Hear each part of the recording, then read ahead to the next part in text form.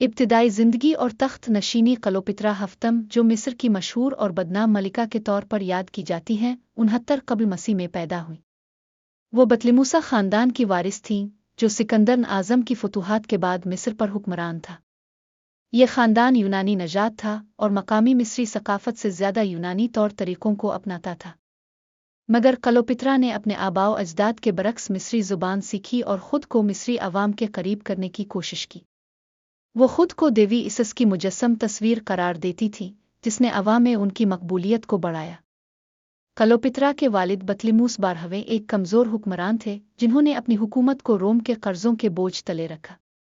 उनकी वफ़ात के बाद क्लोपेत्रा ने अपने छोटे भाई बतलिमूस 13वें के साथ हुकूमत संभाली। मगर दोनों के दरमियान ताकत की कशमकश शुरू हो गई और क्लोपेत्रा को साजिशों के ज़रिए तख्त से बेदखल करके जलावतन कर दिया गया।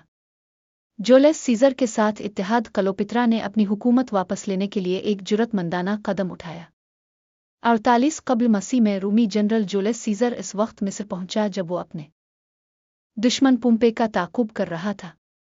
क्लोपेत्रा ने सीज़र से मुलाकात का फ़ैसला किया, लेकिन हालात मुश्किल थे क्योंकि उनके भाई ने उन्हें शहर में दाखिल होने से रोक रखा था। क्लोपेत्रा ने अपनी ज़हानत और चालाकी का मुज़ाहरा किया और ख़ुद को एक कालीन में लपेटकर सीज़र के सामने पेश किया। उनकी ज़हानत हसन और शख्सियत ने सीज़र को मुतासिर किया और दोनों के दरमियान एक करीबी ताल्लुक़ कायम हुआ।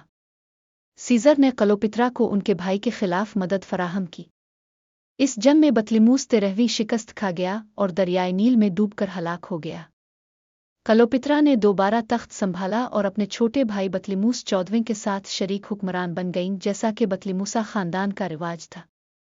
क्लोपेत्रा और सीज़र का एक बेटा पैदा हुआ जिसे कैसरोन, छोटा सीज़र, कहा गया।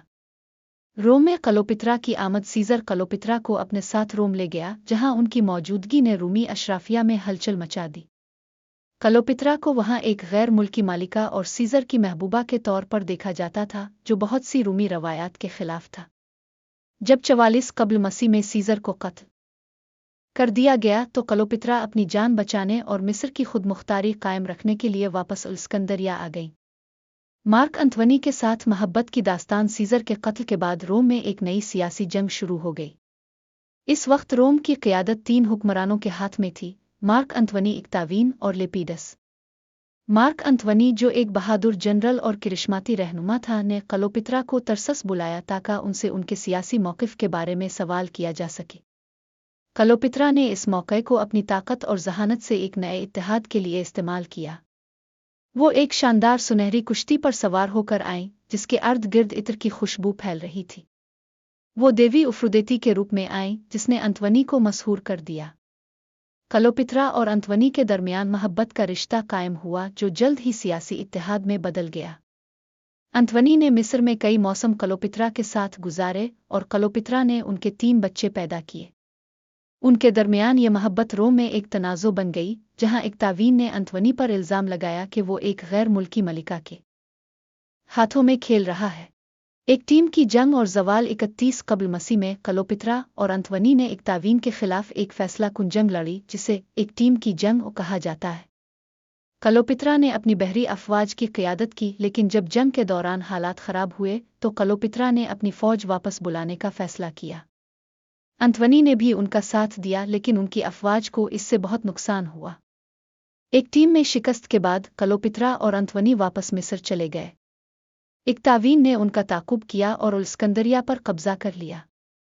अंतवनी ने गलती से ये खबर सुनी कि क्लोपेत्रा मर चुकी है।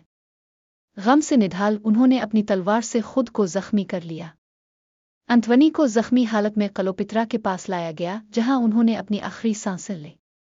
क्लोपेत्रा ने इक्तावीन के साथ मुज़ाकरात करने की कोशिश की, लेकिन जब उन्हें एहसास हुआ कि वो उन्हें रोम ले जाकर कैदी के तौर पर पेश करेगा, तो उन्होंने अपनी मौत का फ़ैसला कर लिया। क्लोपेत्रा की अलमनाक मौत। क्लोपेत्रा ने अपनी मौत को शाही शान के साथ अंजाम देने का इरादा किया। 12 अगस्त 30 कब्ल मसीह को उन्होंने एक जहरीले सांप, शायद एक नाग, के ज़रिए अपनी जान ले ली। उनकी मौत एक आखिरी मुज़ाहमत थी, जिसने उन्हें तारीख़ में एक गैर मामूली शख्सियत के तौर पर महफूज कर दिया। इख्तिताम। तारीख़ का एक नया बाब। क्लोपेत्रा की मौत के साथ ही मिस्र एक आज़ाद रियासत के तौर पर ख़त्म हो गया और रोम का हिस्सा बन गया। ان کے بیٹے قیسرون کو قتل کر دیا گیا جبکہ ان کے باقی بچوں کو روم لے جا کر اکتاوین کی بہن اوکٹاویا کی نگرانی میں رکھا گیا۔ کلوپترا کی کہانی آج بھی دنیا بھر میں مشہور ہے، جو طاقت، ذہانت، محبت اور قربانی کی علامت ہے۔ ان کی زندگی ایک ایسی عورت کی کہانی ہے جس نے اپنی مرضی کے مطابق جینے اور مرنے کا فیصلہ کیا، اور جو ہمیشہ تاریخ کے صفحات میں ایک یادگار شخصیت کے طور پر زندہ رہے گی۔ یہ مکمل داستان کلوپترا کی زندگی کے مختلف پہلوؤں کو پیش کرتی ہے۔ اگر آپ مزید کسی مخصوص پہلو پر تفصیل چاہتے ہیں تو بتائیں۔